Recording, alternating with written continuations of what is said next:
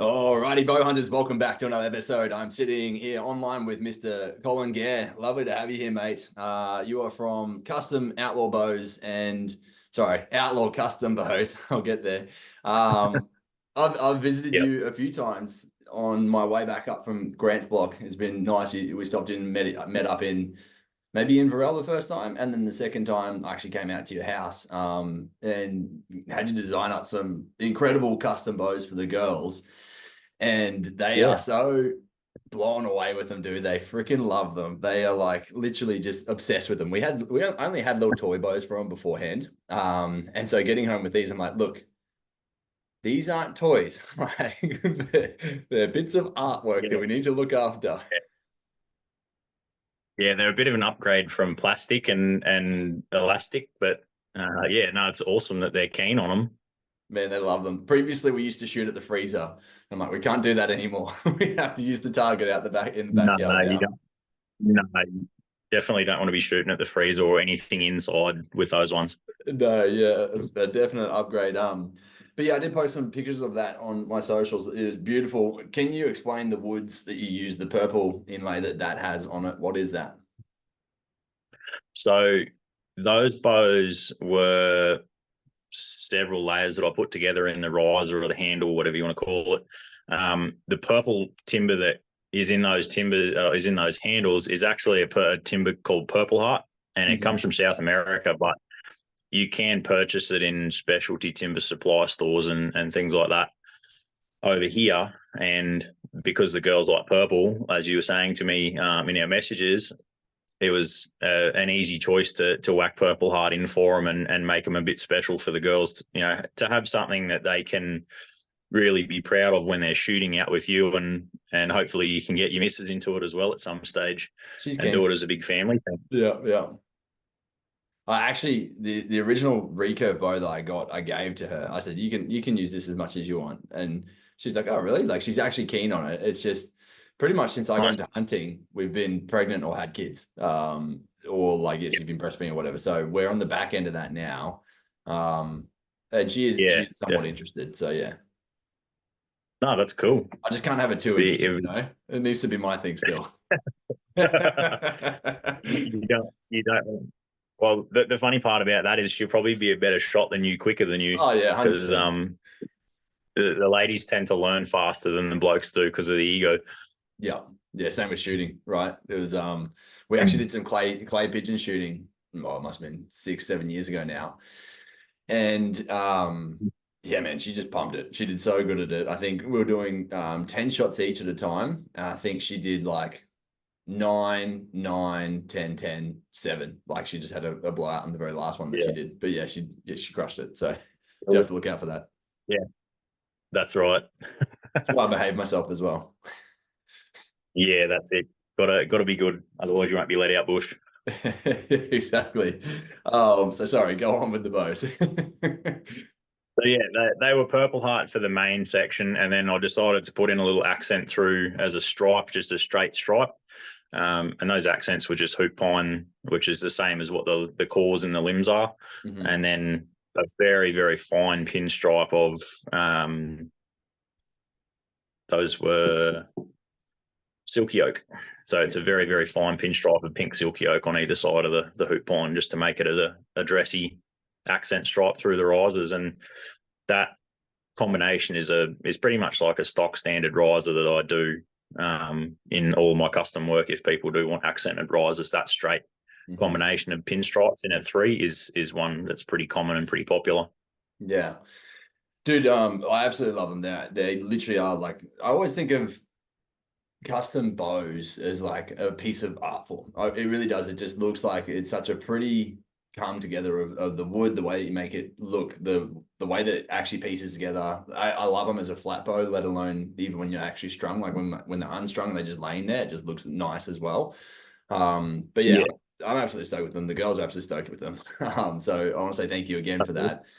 Yeah, not a problem. It's cool to make them. Yeah, one of the things that was really cool was actually coming out and getting to see your sons and meet your sons as well, and they were just frothing on telling me their stories about bow hunting. Going out after the goats. Yeah, I've created little monsters. They're so keen. We don't hunt flat out as much as I would probably like to. I do give them sort of final say on whether we do go out for a walk or not. If one of them or both of them, the elder two, I mean, aren't feeling it, then we don't go out. But if they're both keen, then we just get set up and we go bush and chase some stuff around. Yeah, it's incredible. Yeah, they were just both so excited when they were telling me their stories. Like, yeah, I went out in this one. It was at 4 meters, and I shot it. It's like so cool the way they get right into it. Yeah, they do. They do get right into it, and their level of enthusiasm lasts for a few days after they do go out bush. Even if they get close, if they don't even get a shot on something, like if they just get close to something, they're then super keen. Like even it doesn't have to be goats; it can be rabbits, it can be trying to whistle for a fox or something. It doesn't matter what it is; they're just super keen all the time, pretty much. So yeah, I'm very lucky in that.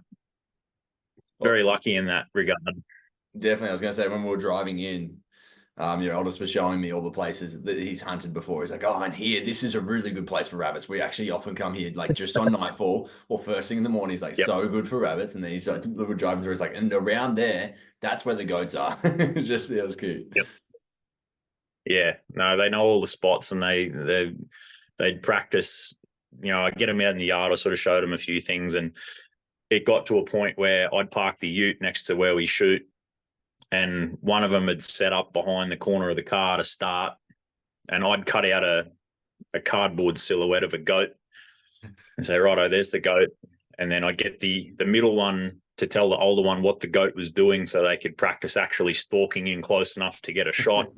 And they'd kind of take turns and be like, all right, the goat's eating and it's looking away. So they'd take a few steps in slowly, and then they'd be like, all right, the goat's just looked up and it's looking at you now. So they'd stop and freeze and just stand really still until they got the cue to go further. And then I say, right, once you guys get close enough for your ability and where you're happy to shoot from, then you can take your shot. And they've sort of learnt, and it's been really cool, particularly with my eldest, to watch him at a friend's block actually put that into practice and just say, all right, there's the goats.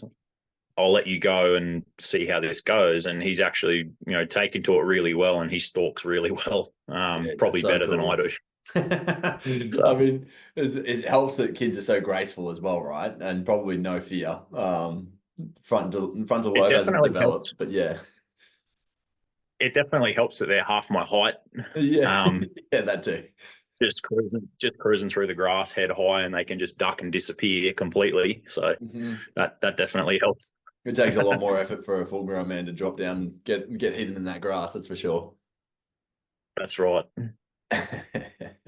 So, man, did you have a similar sort of upbringing? Did you get started on hunting when you were younger, or what? Yeah, what was the drive to get into bows? Not really. I started shooting when I was 3. I got my first bow just before I turned 3 on Christmas before my 3rd birthday, because my dad shot when he was in his 20s, and he had this old it's a Hoyt Pro Hunter recurve, and all the older guys that listen to the podcast would be very familiar with that bow and what it looks like. But his was black stained maple with maple pinstripes, black glass both sides. It was about 55 pounds at 28 inches. And we used to watch him shoot in the yard, and then watching Robin Hood when I was little, like the cartoon version of Robin Hood, I thought it was the coolest thing. So I got kitted out with a bow when I was 3, and I've never put it down. But yeah, wow. In terms of getting into hunting, I probably didn't start until I was sort of 13, 14, really got serious on chasing animals around. And that was just through reading bow hunting down under magazines in newsagents while I was waiting for Dad to put his Rolling Stone magazine down. Oh, good. So did it was I got into always recurve? I started on a recurve. I had a Cartel 3-piece takedown that came with sights and like Olympic style sights, and I ditched those pretty fast, and I used to just shoot instinctive as a snap shooter. And then sort of by the time I was 15, maybe 16, I then got onto a very, very old Darton compound and shot barebow. As a very old Darton. I think it was a Game Master or something like that, but it was that old. It still had wooden limbs and eccentric circular cams. Yeah, I was going to say with the steel circular cam cables. ones. Yeah, crazy. Yeah, steel cables and then a string in the middle. So that was old, and I we went from the recurve onto that, and then slowly jacked the weight up on that, and then it ran out, and I wanted something faster, so I then went to a compound, and then by that point, Matthews was getting big. The switchbacks came out, and that was just the coolest thing. So I ended up getting a Martin Sabre compound and set up with a wrist rocket and 5-pin sight and all that, and shot it for a few years. I kind of moved away from trad for a while, and then in my early 20s, would have been 2010 when the MR5, the Matthews MR5 came out. I bought one of those. I wanted the fastest, nastiest bow that I could get, and that was it. So I bought an MR5 at 82-pound peak weight and shot pile driver 450s that were nearly 650 grains before 650 grain arrows were a thing. Yeah, wow. And that was pretty much all that was on the market for that bow that I could shoot. And so where was the pull back into actually creating your own bows? When did that start to be a thing? When I was at uni, I studied civil engineering at uni, and I've always had a fascination with how things work, whether it be engines, small engines. I got into chainsaws early, watching Dad cut trees and things like that. I've always been interested in how nature worked. Would you pull his stuff apart and put it back together, sort of thing, like that level of intrinsics? No, not to the level of pulling his stuff apart, because I was too worried about not being able to get it back together. Yeah. But I'd sit and watch him do work on the saws, or if there was something that happened with one of the saws that was sort of over his head, I'd go in with him and watch the mechanics fix it. But yeah, I've always just sort of had a fascination with knowing how certain things work. And then while I was at uni, I did civil engineering, and I specialised in structural engineering, and a lot of that is to do with bending beam sections or bending concrete sections in terms of highway overpasses or steel structures, all that sort of stuff. And the beam bending mechanics is directly applicable to a bow limb, because a bow is essentially just a double cantilevered beam. So all of the maths and physics in what I learn at uni to make things not bend, I can kind of reverse engineer and make things bend how I want them to. Yeah, wow. So that's kind of how I look at all my bow making, and big influence in all the designs I have in my bows. Definitely, dude. Yeah, that's super interesting. So, I mean, obviously, maybe let's just talk through your different trad bows in general. So you've got not meaning your brand, not your brand specific ones, but just different bows. So you've got longbow, recurve. There's like different elements of each as well, right? Yeah. So within a longbow, you've got ASLs, so American semi-longbow or the Howard Hill style longbow, and then you've got essentially a deflex reflex, which is a modern hybrid longbow, is what people tend to term it. If you go to an ABA comp or a 3D AAA comp, it's hybrid longbow or modern longbow, and there's different design aspects in both of those that kind of change how they perform, change how they draw, and change how they feel when you shoot them. So within longbow, you've got those little aspects, and then recurve.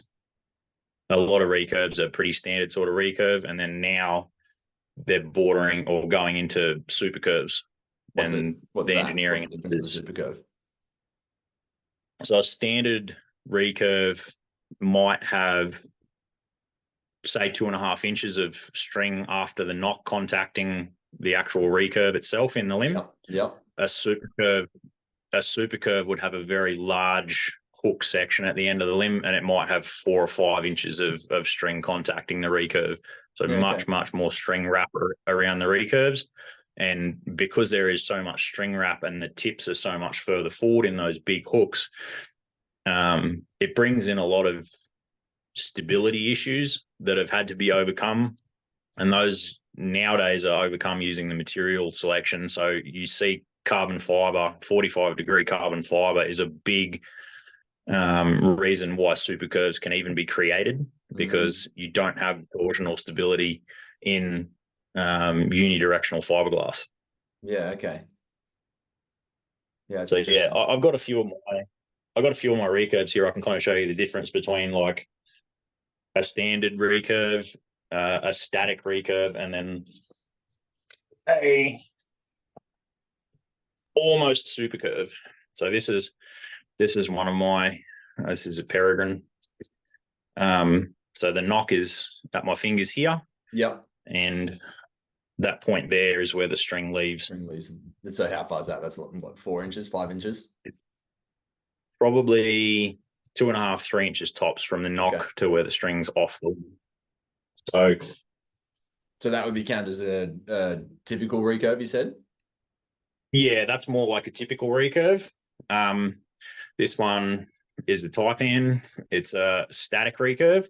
So again, yeah, wow, you see a big difference. About the same distance of string wrap, maybe a tiny bit more, but this recurve doesn't flex at all in the draw. Yeah, it's very stiff. Interesting style. It's cool. Yeah, it's just got such a big curve compared to the other one, to the peregrine. Yeah. And then this one's the extreme that I've managed to create with glass, modern normal glass, not carbon fiber. So the string leaves here. Yeah, wow. So it's probably 4.5 inches, and that's a scrub bull. So they're almost a super curve. Mm-hmm. Yeah, that's interesting. If anyone's watching, if anyone wants to see that in person, they can jump across to either Colin's page or actually onto my YouTube channel. We'll have this up there. So yeah. Yeah. And so for you then creating your own designs and kind of building it out, like I guess coming into building bows in general, it's not like there's I don't know. Actually, I don't know if this is a thing, but it's not like there's a pattern out there that you can just go and grab and then design it for yourself, is there? The amount of what became really popular in Australia in the 80s particularly was there was a company in the States, and they've actually only recently closed, but they were a big supplier of bow building materials. So the fiberglass materials that I use are designed specifically for bow building, in that all of the fibers, or majority of the fibers in the limbs, sort of 90% or 100% of the glass fiber in the laminations actually run from the handle out towards the tips. There's no cross weave. Yeah, okay. So only those long fibers are needed in bending in a bow limb. The cross fibers create stability and torsion, but if you're not going with really, really drastic recurves, you don't need the torsional stability enhancement. And if you do want it, this company had even then come out with another product that's actually 50-50 long and across. And what that does is give you that torsional stability back, and you can include one of those little layers in the bow limb itself. But so how's the glass actually applied? Like, what is it? Is it like a lacquer or something, or is it literally like a film?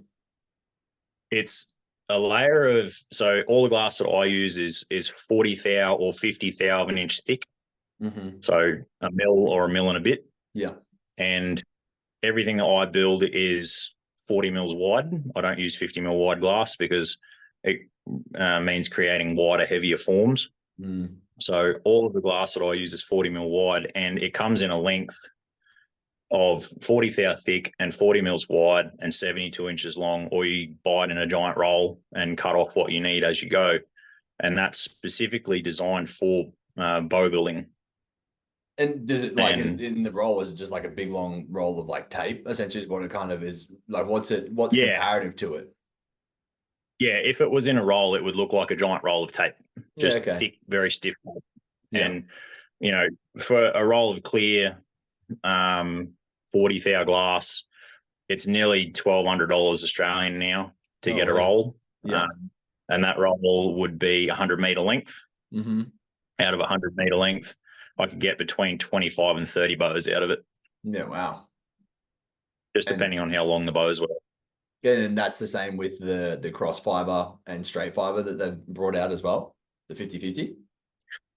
Yeah, so the 50-50 ones, I think they only come in 72-inch Okay, the strips. Yeah. strips, and they're actually a little bit thinner because you don't need as much of it because it is 50-50. You don't need as thick a piece. So I think it's called stable core, and it's actually designed to be put in the middle of the limb. So Okay. in a bow limb, the outermost fibers are on the back of the bow. The outermost fibers are being stretched in tension. The innermost fibers on the belly are being compressed in compression. Mm-hmm. And right in the middle, you have a zero stress layer, but Middle so there's being no the tension, handle. there's no compression, but it has very in the middle of the limb. So Got you. Yeah, okay. if you have to look, so to look at the bow limb, guys on YouTube will have to look at this, but yeah, the belly fibers here are in compression. The back fibers here are in tension, Yeah, and got you. right in the very middle of the limb, there's a zero stress point, and that's called the neutral layer of the limb, and that is where your shear force is the highest, and that's actually essentially trying to peel something apart like that, like two layers sliding against each other. So yes. yeah. So tension going one way, compression going the other way, and it's literally trying to just rip them apart. And that's your high shear point. And if you put the stable core in that high shear point, because the cross fibers are in that cross fiber weave, that 50-50 fiber weave, it negates all that shear stress, and you get a very, very stiff limb. And because you have fibers running across the limb as well as along the limb, they then become very torsionally strong as well. Yeah, wow. And yeah, so with the length glass you were talking about before, if you're not using the cross fiber, does that mean that the torsion, it just doesn't work? It doesn't rotate at all? What's that? Like Sorry, the limb. yeah, just cut out a little bit. That's right. So with the straight fiber, does the torsion, without having the cross fibers, does it mean that it can't have any form of rotation? So therefore the cross fiber is actually better to use in a recurve? Yeah, cross fibers are definitely advantageous to have in a recurve because you get that enhanced torsional stability. So a lot of the companies, particularly in the US, have been incorporating that stable core into their limbs. I know Black Widow is a big proponent of it. They generally either have a black or a red stripe that runs the entire length of the limb. Those black and red stripes are stable core. So yeah, that's why the Widows are really known for being bulletproof. They take a beating, and there's plenty of guys over here like Jack Spinks, big proponent of shooting Widows, and he abuses his pretty bad, and they just keep going. Did they have issues? Was it them who had issues with, they had glue issues or something at one point, and they had a few bows blow up, and then they were good with it, but like they fixed up what was wrong because they found out that it was a dodgy batch of glue. But I feel like there was a 6-month period or something. Yeah, Widow. It didn't only happen to Widow. There was a couple of US manufacturers that were all using the same glue at the time. All had problems with D-lambs. Because this batch of glue, no one could sort of tell how much glue in what volume had been produced that wasn't how it should have been, and it was weak. So there was, I know Widow got some that was bad. I think Tolkien as well got some that was bad, and they had some small problems, not to the scale that Widow did. I know Bear have had problems with limbs blowing up. So yeah, if the glue's not right, then it's pretty hard. I don't use the same glue that the American companies use. I use an Australian-made glue. It's actually made up in Brisbane in Hendra. Yeah. So I don't have to worry about that, and I've never really had any problems never really had any problems with delaminations. Yeah, awesome. And so back to the original question, I guess, was there's no like plan to necessarily follow for a bow. is there? Like, Yeah. how does it come to you designing your own? So the company that I mentioned, the company was called Bingham Projects, and they actually did put out plans that you could purchase as a hobbyist Okay. for different models. I think there was I know there was definitely a hill style longbow or an ASL. I know there was definitely a deflex reflex style bow, and I think a takedown recurve and a one piece recurve, and you could actually buy the form, buy the profile for the form, so that you could put it on a piece of wood and actually cut out the right shape form and build the form to put the bows in to glue them up. Yeah, And cool. then you could buy all of the tapered laminations or parallel laminations and all the glass and everything, as well as the fire hoses that guys are still using to use as compression. Mm-hmm. The takedown bow bolt pieces. Bingham was really good. You can pretty much get everything from them, but they've since closed. So I've gone to another supplier over in the States to get components if I do need them for takedown bows and things like that. Mm-hmm. But yeah, that was sort of the only one really that you could go to get plans. Otherwise, it was just trial and error. Try something, see what happens, adjust it, and sort of go from there.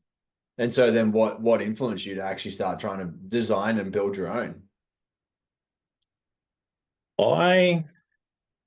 My big influence is old bows from the 50s, 60s, and 70s. I really enjoy all the old designs more than some of the new ones. I'm not particularly inspired by a lot of new bow designs that are being manufactured now. I like all the old classics, Bear Kodiaks, Bear Grizzlies, Browning Explorer. There are a few. Some of the wing archery stuff. Old wing bows are really cool. Herders are another one. And those old bows just have a look and a feel when you shoot them. Like even now, and even producing my own bows, still don't think I've shot a bow that I liked as much as Dad's old Hoyt. And for whatever reason, there was just something about that bow. Do you think there's a little bit of nostalgia with it as well, to some extent? Yeah, definitely. I like the golden. I mean, I call it the golden era of bow hunting was in the 70s when Fred Bear was big and Howard Yeah. Hill was still doing his thing. And you had guys, recurves were all the rage. Like compounds hadn't sort of broken into the market too much. Recurves were still popular, or longbows were still popular. So I still, go back to all those old designs when I get inspired by certain things. I mean, probably my most popular recurve, my Peregrine model. That's this one. Yep. There's probably three or four different bows from the 70s in that one. Just different aspects of them in terms of the shape. Having a somewhat smooth front curve to the limb, not a giant recurve, a smooth flow in the belly side of the riser. And then the grips that I use now have been inspired by more modern technology in target shooting and precision shooting. We can get into that later with the Tom Clum stuff, but it's very much an old bow. And I've had guys sort of ask me, is that copied from I had a few guys ask me if it was copied from a wing bow, or some guys asked me if it was an old Browning. And yeah, there's a few bows in it, but then I've engineered the limbs a little bit, knowing what I know about bending things and how it works and energy transfer. I sort of milked the limbs for as much as I could and keep them safe to get the performance that I get out of that bow. So yeah, I mean that is actually something that's very interesting. Like loading the girls' bows up, even the wood, it seems like it's so thin, yet it can bend and take so much.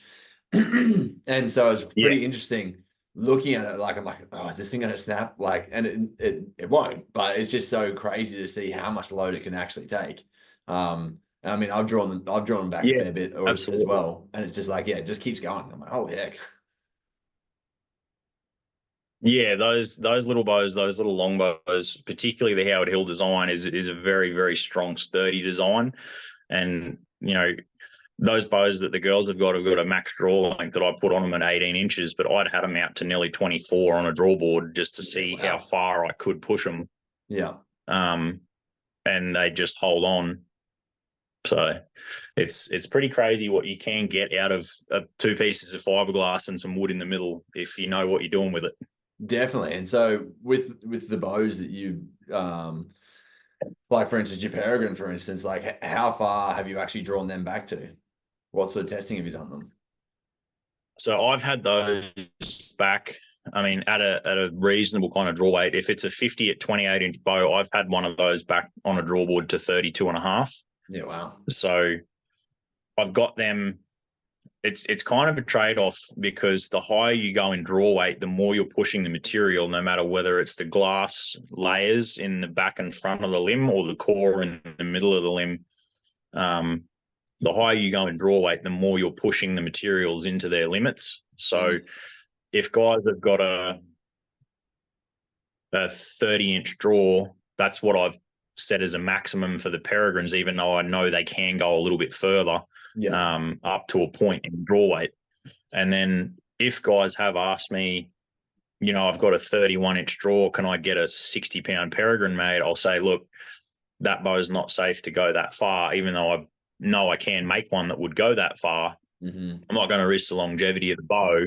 Yes. And someone that's shooting off any bow really can use power stroke to their advantage because they do have such a long power stroke. You don't need to shoot as much weight to gain the performance.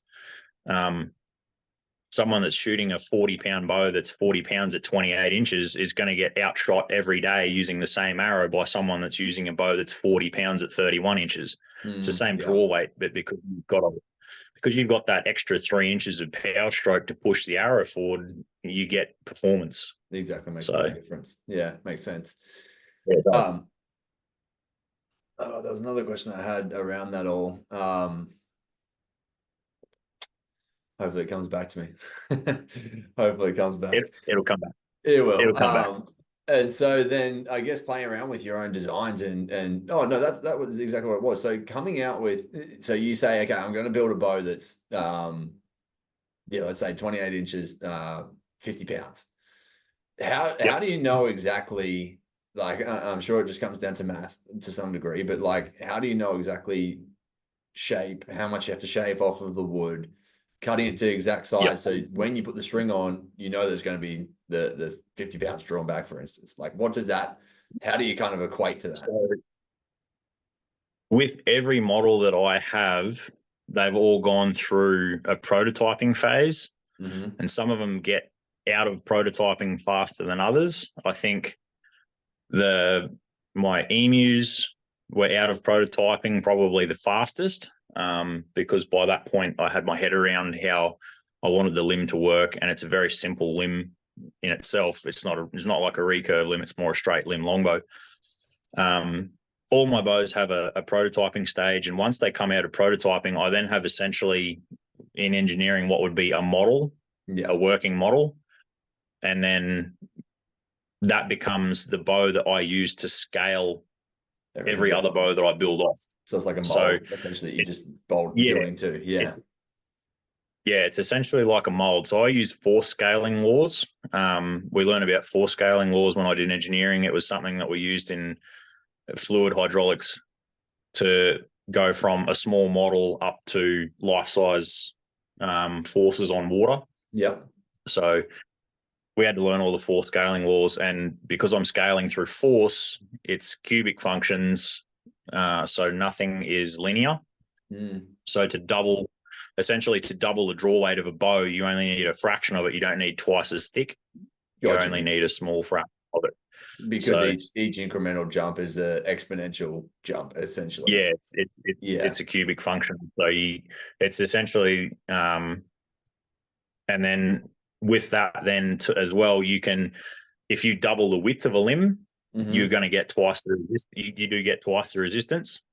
Just because of how the second moment of inertia in the limb cross sections work with rectangles. But if you double the thickness, you get 8 times as much resistance.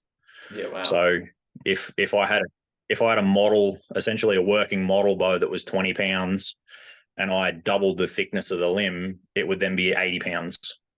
Yeah, crazy. That's hectic. And so how many builds does it usually take? You said it takes a fair few protocols to go through. Let's use the Emu for instance, because it was the fastest. How many Yeah. builds did you do before you were like, okay, I'm happy with that? The Emu, I mean, the Emu that I did, the high speed one, I got right the first go because Wow. I knew what the original Emu did. So Yeah. the standard Emu is a very mild reflex. It's only got about 20 mils of reflex from the handle to the tips. It's not a very heavy reflex longbow at all.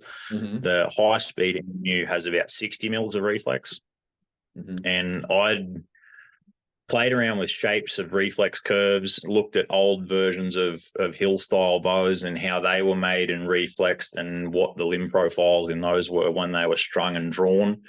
And I basically conceptualized in my head how I wanted that bow to work, and then put engineering concepts in it, like reducing mass Mm-hmm. in the tip sections of the limbs to get them to move faster. And then Hmm. because I wanted to take mass out of those tip sections, I had to increase the stiffness slightly so I could get as much mass out as I could. So I worked out that using a compound reflex curve where it starts off gentle out of the riser and actually gets slightly a tighter curve out towards the tips. And then the guys that have emus, or they've seen photos of the emus, they'll be able to pick the reflex curve.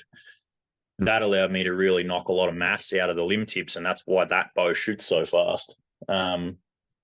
The Peregrine is another popular. It's probably my most popular recurve model. It came out of prototyping on the second prototype. Yeah. The very first one that I did was a 60-inch bow. It was 60 inches knock to knock, and the amount of reflex I had in the tips of the recurve made it really hard just to get a string on it. Mm. Once it was strung, it was stable and it shot really well. Is stupid fast for a recurve, but actually getting a string on it was a problem. So, Yeah. Which, if it's a problem for I you, it's a couldn't. problem for customers.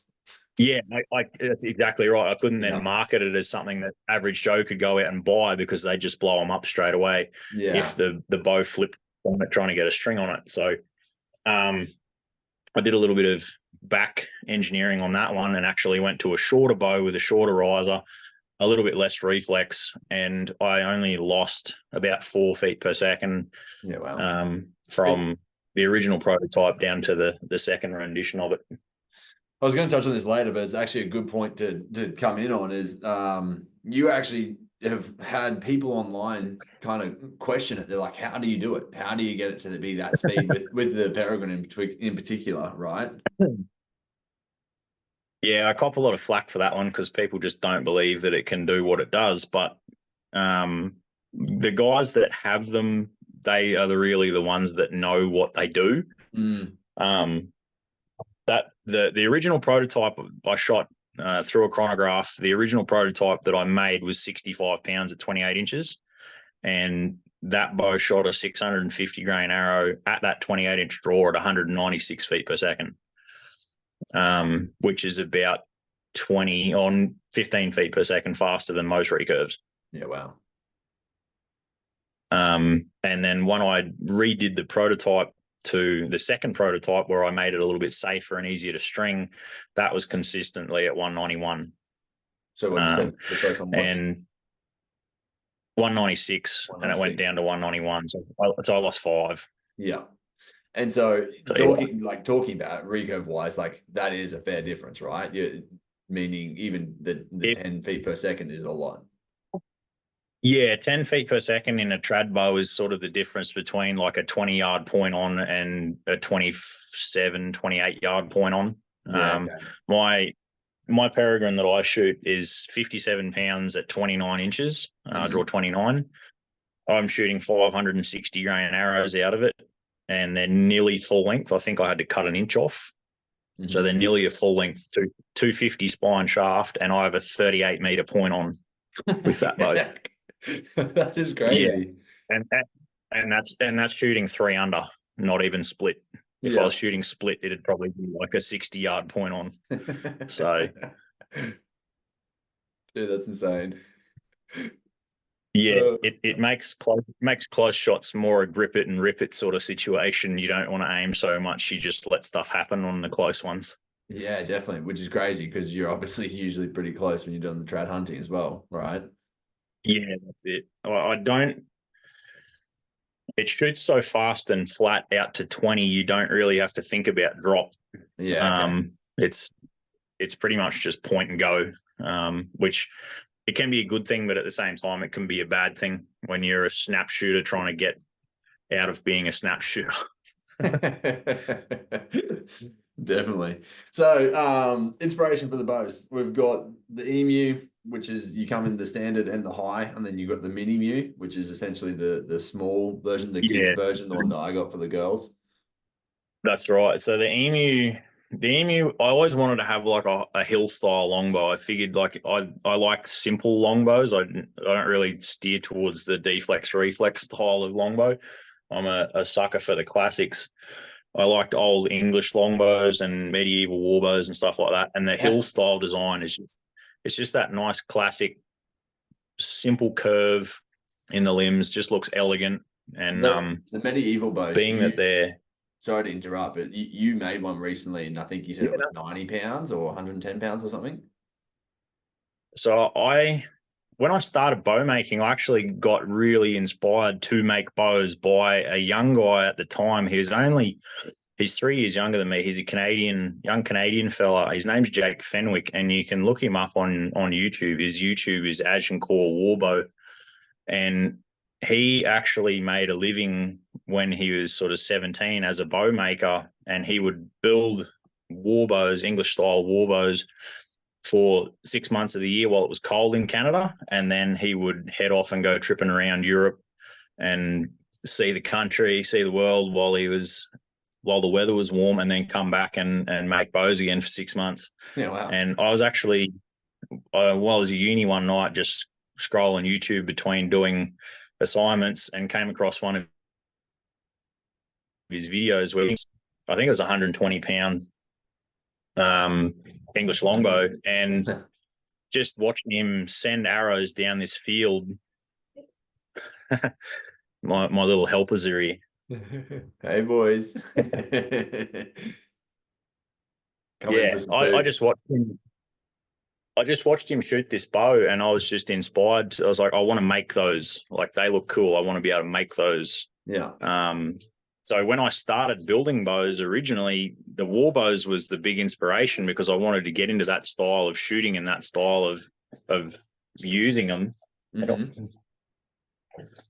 So I figured out some Australian woods that I could make those out of, and started down the road of bow making heavy English war bows, and I've made some pretty ridiculous ones. The heaviest custom one I ever did for a customer was 160 Holy heck. at 30 inches, and I had to train up to be able to shoot that after I made it to make sure it was safe. Yeah. So I actually had to shoot that bow, and then the heaviest one I've ever made myself, and I didn't even shoot it, was 182. Gosh, that's crazy. What's I mean, That one, obviously 182 pounds compared to actually lifting 182 pounds, it's pretty different, right? Like 182 pounds, that's under 90 kilos that we're talking about. I think 205 is 93, maybe. yeah, somewhere around there. But it's not So like doing a it's 93 not kg row, right? no, it's not quite the same as doing a 90 kg row because it's not immediately 93 pounds or 93 kilos as soon as you pick it up. Yeah. It gets up. It's a load from nothing up to that peak weight. Yeah. So it's like going up a big triangle rather than going straight from a rectangle at ceiling height. So, but rather than like on a row, you've got your whole hand. On a bowstring, you've got three fingers. Yeah. So, I mean, back when I was shooting those big bows really regularly, my everyday bow was 120. That was what I would pick up to go and shoot for an afternoon. Going on at 100 meters. So pretty much, yeah. So we used to get arrows. We used to get big arrows out to about 260 Holy meters. heck. We used to just send them down this big field and then walk and get them and then shoot them back again. So I used to walk, 10 Ks in an afternoon for a few hours shooting, and your fingers would be wrecked, your forearm would be wrecked the next day, your back would be sore, you'd have sore legs from walking. But better that than we had a big dying, smile, right? and Being able to shoot that far, you'd be happy with it. Yeah, in a war. yeah, that's right. So, but yeah, I started off doing when I started making bows originally, it was big self bows and laminated wood bows in that English longbow style. So that was how I got into it, really. And so that was the first introduction that kind of made you go, well, how about I build a smaller one that can be the emu? Is that kind of how it went? I just like the emu.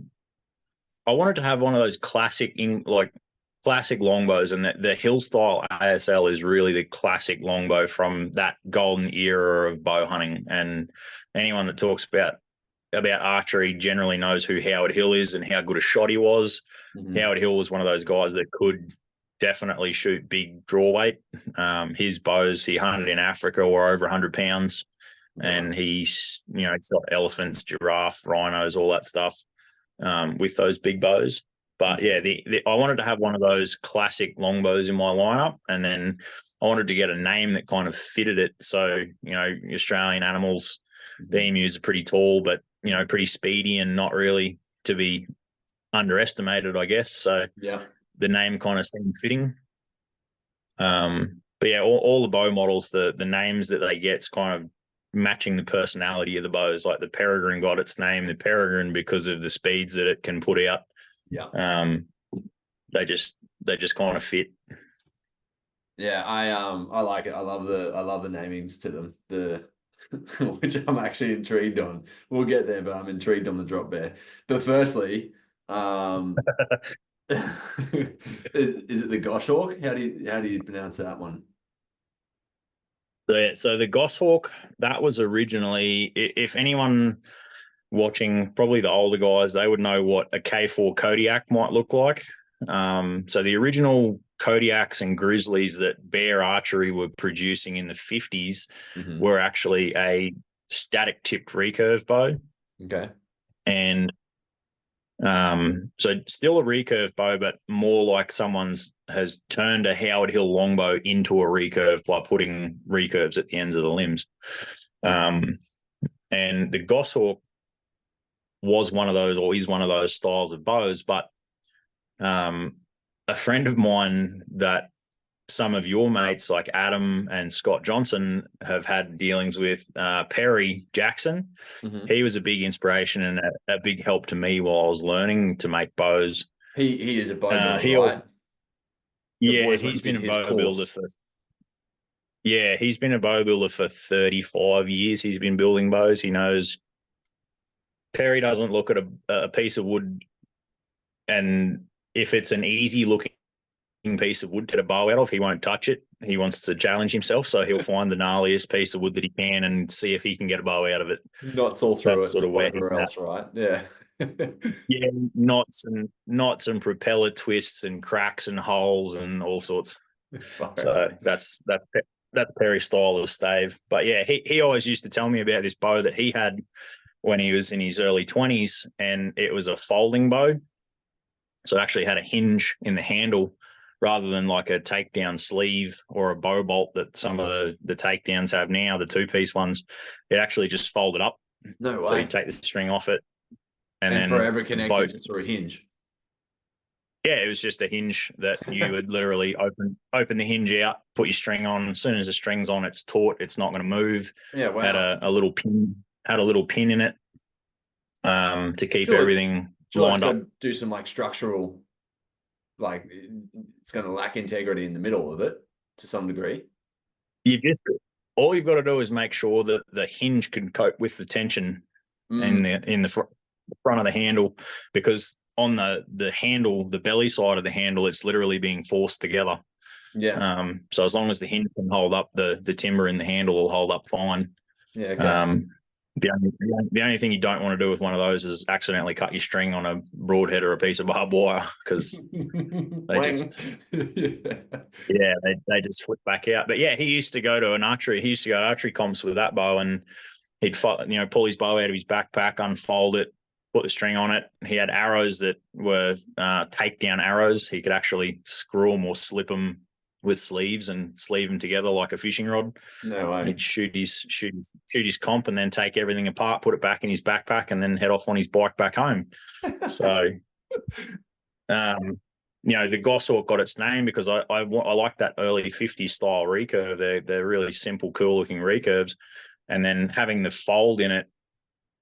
If you've ever seen a goshawk hunting in thick forest, the amount that they can fold up their wings to dodge and weave through trees is pretty crazy. They can go from full wingspan out to basically having their wings tucked on their sides and clear through little gaps in trees and things like that while they're chasing insects. So I was like, all right, cool, that folds up. So the cool. bow folds up. The name kind of fits. So I'll call it the goshawk. Yeah, wow. And the drop bear got its name. It's basically a similar style of bow. The drop bear is still a 50 style recurve, but I put brush nocks on it, like the original K4 Kodiaks and the original very early 50s Grizzlies had. And that came from a bow maker in the States called Nels Grumley. And he was Fred Bear's head bow maker at the time. Yeah, wow. And they used to have problems with sticks and stuff getting jammed in under between the string and the bow limb, like everybody does when you have a recurve walking through long, thick scrub. Definitely, yeah. So sort of similar to what Jack Spinks has come out with now with his little fins. Yeah. These were actually like that, but built into the bow limb itself. So they were a solid timber piece under the recurve that essentially did the same thing. Yeah, wow. So the drop bear was kind of a piss take on those. Like I wanted to have a reference to bear bows, but then be a bit cheeky and Australian, and like everybody over here knows what a drop bear is and how much you got to watch out for them. And I actually had a few guys on forums online ask me where I had got that bow from when I'd posted photos of it, because they thought it was a real Fred Bear brand bow. Yeah, wow. I said, no, that's not. It's one I built. So yeah. But yeah, it's got really intricately layered brush marks and old green glass and white glass on the back of it. It looks really retro, really retro. But it was cool. Do you? But yeah, that was Do you ever get people asking you to make those ones still? I've had a few guys interested in them. They don't get a lot of interest because they've sort of died out, and all those old bows like those K4 Kodiaks and stuff like that, people are just after originals. Definitely. They want to have them in collections as a collector. They want to have those. But I've had a few guys, one guy down in SA actually hit me up and asked me about getting one built, and I haven't built it. I have built a few goshawks. I built one folding one, and I built a couple that were fixed. They didn't fold. There's one over in WA, and there's a young girl down in Vic, I think, has the other one. She's got a fixed one. So yeah, I've built a couple of them. I don't build them too often. I don't have one of my own. I need to build my own one of both of those so that I can actually use them. But yeah, I think if people actually saw them out on courses and things like that, they might get a bit more interest. Yeah, definitely. Yeah, it is interesting. Obviously, the nostalgia of bringing back one of those old school bows and redesigning it to modernize it to an extent, but just putting your own swing on it. I do wonder if there's like a fair few of the old boys that are still at it that would kind of, I don't know, potentially hear this or just see it in general and be like, heck, yeah, I want one just to take them back, Like, I think that's pretty cool. Yeah, there probably is a few guys around that would be keen to get them made if they did know where they could get them from, just to have a piece of that history of archery, I guess. So yeah, definitely. The Peregrine we've mentioned a fair bit. Was the concept for it just you wanted to build a fast bow? I got onto some bow building forums on Facebook, and the general consensus was if you could build a recurve that shot faster than 190 feet per second, it was a, quote, very fast recurve. So that was like a little personal challenge. I was like, all right, I want to see if I can crack 190.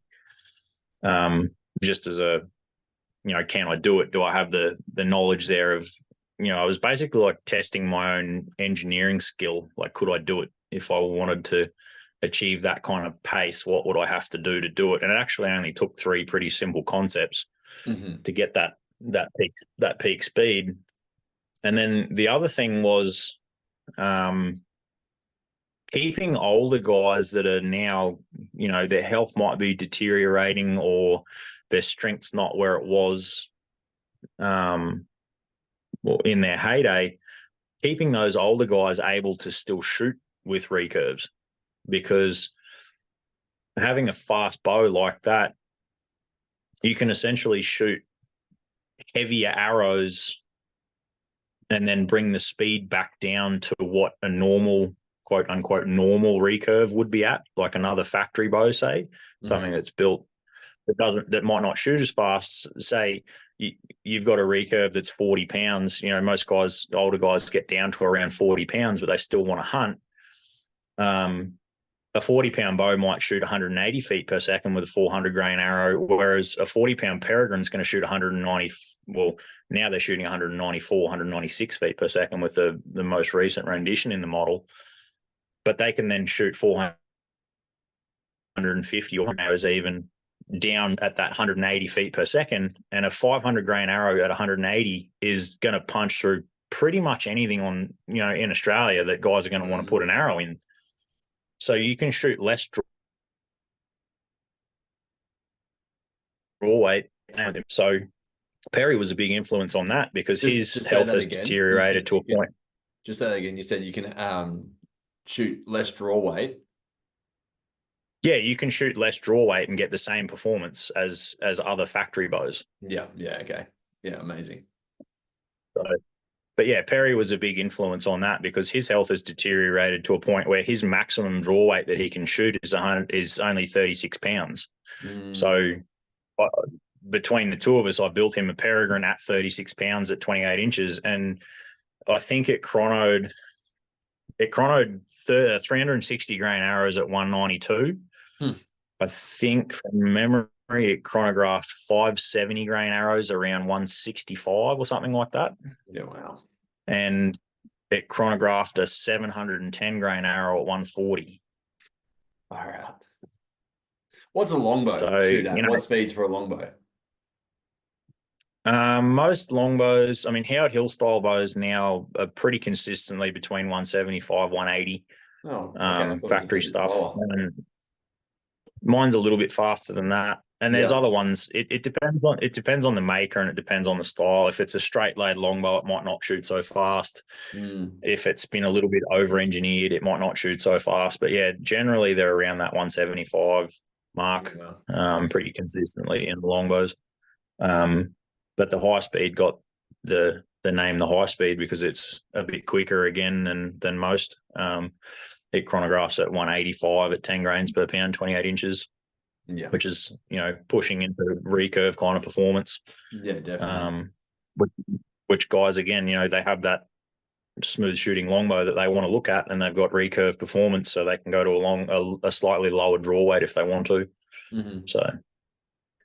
And so is there anything else on the peregrine you want to touch on? It's probably the most complex bow that I build in terms of how the limbs were engineered, but it's following 3 basic principles to get the speed. The first one, because I wanted to build it so that I could shoot 10 grains per pound, like heavy hunting arrows efficiently. Yeah. And a basic engineering concept is long levers move heavy loads. So that model recurve has a very, very working recurve. The recurves open out a lot in that bow. So I've basically got working strain from the nocks all the way to the fade tips. There's not really any point in the limbs that are not working in the draw cycle. And because of that, I get big tip speed, and tip speed is crucial for high arrow speeds. So, that was one. Big string tension was another one. Good string tension in your bows definitely helps shoot faster. If you've got good string tension in bracing the bow, then the string is quite taut and you're going to get good performance. If you go too tight in the string to get the string on the bow, then you're pushing the materials too far in their working limits. So you've got to be a little bit careful with it. And I think I found a good balance with that bow now in terms of how much load it has when you string it. Yeah. And then, yeah, the other one was just taking mass out of the limbs as much as possible to make them light but still move fast. So it has a slightly narrower limb than what most recurves do these days, and certainly it's built for speed. It really was built to push performance. So it's not really something I would recommend to a beginner. If a beginner was going to ask me what model they might like to get, everybody tends to go for that one because it's really fast, but it's not really a beginner's bow. It's pretty harsh in the draw force curve. It loads up really fast early and then drops off. And if you're not used to that sensation, it's a bit unnerving. But early string tension for beginners can be a bit of a problem just to start them actually pulling a bow back. So but yeah. You mentioned just then you got your three I can't remember what you said. Essentially, your three different elements to it to make it faster in general. But when it comes to actually putting a bow together, is it all pretty same? Just you following different molds, or are each of these bows you've got a fair bit of difference to do? It's pretty much the same process. So first of all, if I get a custom order comes in, the customer and I'll determine what colors or what timbers they want to have in the bow, what draw weight, what draw length they are. So I have a spec list and then something to work for in terms of colors to pick from with woods I either have or can order. Colors of glass or veneers or anything like that. And then the riser blocks are all made first. I tend to make the riser blocks first, and if they're multiple piece risers, then those are machined and glued and then left. And while they're left to dry, the limb cores are created. So I'll rip out. I tend to use hoop pine or Australian cypress in my bows for my limb cores. I've had really good results with both those woods. So I'll rip out blank, thick, slightly oversized cores and then grind them down and taper them to what they need to be. Once that's all done, the glass gets prepped, and it's essentially like doing a jigsaw puzzle, but you've got to make all the pieces first. Once you've got all the pieces, it's putting glue on all the surfaces that are going to get touched after they're cleaned. I clean everything with microfiber rags to make sure they're dry and dust free. All the surfaces that are going to get glued get glue on them, so thin films of glue are put on them. I try and have a small ridge of glue along the center of the each lamination, along the length, the center line of each lamination. That way, when everything gets pressed, the glue can squeeze out the sides of the limbs and pushes any air bubbles and stuff like that out. So they all get glued and then they go into a form. I sort of started using what's called topless forms. A lot of manufacturers now are using two-piece forms where they have a bottom that creates the shape of the bow and then a top piece that's heavy and gets bolted with a space. And then that space gets filled up with an air hose. I didn't like those two-piece forms because they get really heavy. I think I've only got one of them left for my Peregrine now, and I need to change that over to a topless form because it's half the weight and half the space that's taken up just by the forms. So I use a hose and straps. So I strap down and make sure that I've got sort of no more than about a half inch of gap between any strap along the length of the glue up. And that gives me good even compression over the length of the bow. Yeah, it looks pretty impressive to be able to strap up. Yeah, it takes a bit of time, and it's taken me a bit of trial and error in learning how to do that well. But now I'm pretty confident with it, and I don't get any blemishes or bubbles or anything like that in the limbs. So I've got it down, got it nailed pretty well. But yeah, it's a pretty similar process in each bow in terms of how they're made. They just go into a different shape, really. Different riser block shapes or different forms. Do you have does it take varying times each bow? Like, for instance, does the scrub ball take longer than the Peregrine or something like that? The bows that are really heavily accented, if people do want accents in them, are more time consuming because there's more cuts, more glue time, and potentially more pieces as well. But most of them tend to have either 4, 5, or 6 pieces in the limbs, in limb cores, and then 2 pieces of glass either side of that, and the riser block, however it's formed as well. So. So how many hours are you kind of taking per bow roughly? Anywhere between 25 and 45, 50 hours in each one, depending on what it is. I mean, the takedown bows are definitely the most time consuming because you've got a lot of alignment stuff you got to be really careful with, and a lot of fitting up to get the limbs to fit right. That takes a fair bit of time, and they also have a lot more pieces in them as well. So because you got the riser itself can be 3 pieces or even more potentially, depending on how accented that is. And then you've got the limb blocks, the limb cores, tip overlays, all the overlays on the risers and stuff. So yeah, they can get pretty time consuming to put together, and then shaping as well on those because they are really heavily contoured in the risers. That's a lot of shaping and a lot of sanding, but the majority of time is taken up in polishing, fine sanding and polishing. Yeah.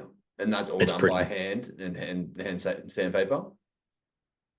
Yeah, everything's done by hand sanding and sandpaper or files. I tend to shape out all my bows either with, I might bulk remove some stuff with an angle grinder and 36 grit if I'm trying to hog out timber out of a sight window or something like that. But everything else after that, the shapes are refined with files and rasps and then sandpaper to get them up to polished. Yeah, right. So it's a long process. Definitely. Yeah, far out. I was going to make a joke, but I probably shouldn't. It's probably not necessary. Keelback, the kids version, the junior boy, the one that your boys have, they're cool. Looks just like they're great fun. The name for those came from the snake. So mild man, keelbacks are pretty cool snakes. They swim. They're the only snake in Australia that can eat toads and not cark it from the poison. Yeah. They're venomous, but not very. There's no fatalities to keelbacks, but they are venomous. So they're kind of a snake that's a bit not to be underestimated, and the bows definitely match that because of they're built as a kid's bow or a junior's bow, but they're putting out some pretty impressive performance for what they are. So yeah, the name kind of fit, and that bow that was inspired by a Kodiak, an early Fredbear Kodiak, and I just like the shape of that original bow, so I did my own sort of take on it. It's not exactly the same lines as the original, but it's pretty close. Yeah. Okay. The scrub ball. I love the idea of the scrub ball in general. Just I think it's just because I'm obsessed with scrub balls, but also I actually really like the look of the scrub ball. It's pretty unique. Yeah, it's definitely different. I've got one here. It's very, very rapidly growing on me. Yeah, so like it's almost like a very extreme riser. Like the point in the riser is pretty crazy, right? Yeah. So Jack Spinks was the inspiration for that one. Okay. Jack's a big Widow fan, and he is a particular big fan of the Black Widow PTF, which is a very forward handle riser like that, but it doesn't have the horns on it. It doesn't have the two points above the grip. It's more a flowing forward handle grip. So Jack would always ask me about, if I did something with a really forward riser. So I'd design something that had a really forward riser. It's probably even a little bit more extreme than a PTF in terms, I think my riser is a little bit shorter, so it actually makes it look even more forward than what it actually is. Yeah. Bigger and angles. Then I kind of wanted that bow to be a longer recurve and capable of a longer draw length, because a lot of my stuff was sort of for that 20, 28, 29, 30 and sort of peaked out at 30. So I was like, all right, I need to design something that's capable of going further, and a forward handle bow is kind of a good way to do it, because you're taking up the length in someone's arm just with how far forward the riser is. So you can creep a couple of extra inches of draw length into it in a 62-inch bow. Most 62-inch bows don't really draw to 32 very comfortably, whereas this thing is just sort of just barely hitting its stack point at 32 inches in a 62-inch bow, because it has that forward handle and it has really big recurves. So yeah, okay. So ideal for anyone with a really long draw length in general. yeah, anyone that's got a 30 to 32-inch draw, even 32.5-inch draw. So you're talking guys that are 6'6", 6'7", that have those kind of draw lengths. This bow will suit them perfect, and it's not going to be a massive long thing when they're trying to get around in the bush with. Yeah. It's still pretty compact, and it doesn't run a giant brace height either. It's only got I think I run mine at 9 inches. It's got a 9-inch brace height, which is not huge for a 62-inch But within bow. saying that, you also don't need to be 6'6" to shoot these, right? No, that's right. I can build it at 60 inches as well, and I get really good performance at 28-inch draws or 29-inch draws. My bow is a 62-inch model, and I draw 29, and it's buttery smooth out to 29 where I shoot it. Yeah. I've had guys with, a friend of mine, Bailey, or a friend of ours, Bailey, has a 31.5-inch draw, and he pretty much can't put it down when he's here. He loves shooting it. So he always asks me if he can shoot the scrub bull, so I'll let him get it out and throw some arrows on it. Yeah. And he likes it because I don't have a string clicker on that one, so it doesn't mess with him. Yeah, actually, let's talk about the string clickers. You're laying it out for absolutely. Me. I'd never seen string clickers. I'd never actually even heard of them until I came to your house the other day and you were showing me them. So there's different variations, and essentially the concept is like on a hinge release that you use with the compound, where it gives you a little warning. If you're using the line on a hinge, it'll give you a little, like just a little click to let you know, hey, it's about to come, and then you're doing shoot off. Same sort of concept for this, right? But it's pressure or string based. It's a similar concept to that, but it's kind of two things. Like in a hinge release, you've got that click, or you can have that click, and then that click is kind of there to bring you back and make you focus on, okay, now I've just got to pull, or I've got to go through my shot. The string clickers and the grip clickers are literally like a sear. It's like that's your go button. Like as soon as you hit that spot, that's go time. That's release time. Yeah, the string clickers are really cool because they're a fixed draw length. So as soon as you have that clicker set up, I've got one of my typing for guys that haven't seen them. So this is the little clicker here. This is a clickety-click brand version. It's just a string, and as the bowstring comes back, this secondary string gets taut, and then once it goes, you get that click. So that first click is where the shot would break. Yeah. It's a psycho trigger. Joel Turner, with his shot IQ stuff, has made them really popular, and pretty much gave influences it to have it to, like, so in the sense that when you hit draw length, he's wanting you to shoot straight away. It's the clicker takes your mind off doing anything but pulling through the shot. Yeah, got you. So if you're like, I've been shooting I'm 33 now. I started at 3. I've been shooting 30 years. I shot 27.5, 28 years as a snap shooter. Yeah. So it gets ingrained in your head that as soon as, say, your hand touches your face, that's when you let go. Mm-hmm. And some guys can get that bad with their target anxiety, or that set in their ways that they don't even touch their face. They just pull back and let go. Right. Yeah. And the shot is triggered by then. Yeah. Yeah, the shot's triggered by a sight picture, and that's cool if you're shooting something at 5 meters and it's right in front of you. It might work 9 out of 10 times.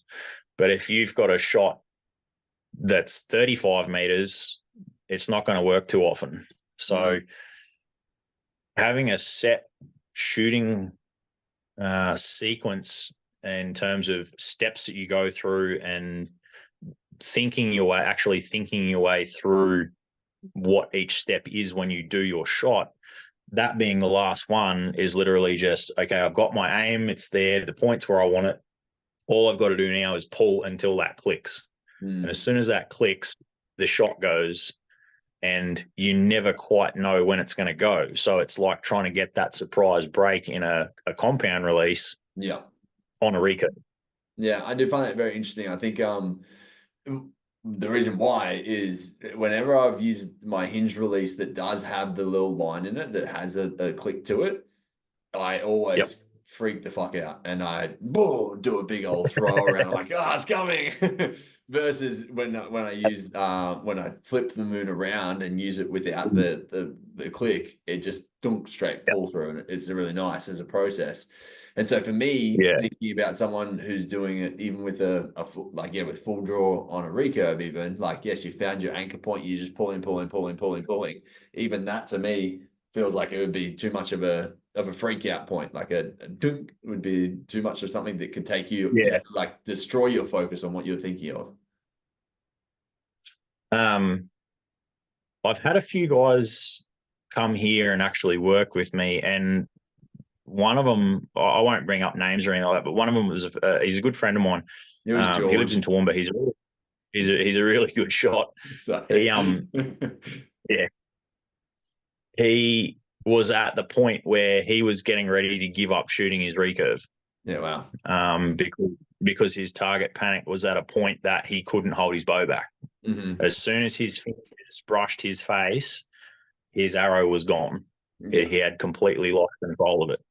And I put him on a string clicker, and his target panic was gone in 2 shots. Wow. The first shot was to work out where the clicker was, like where it actually clicked on his face. He was like, okay, I just need to feel it out, because it was my bow. It was set up for me. It wasn't set up for him. He's since set up a bow for him with a clicker on it. Yeah.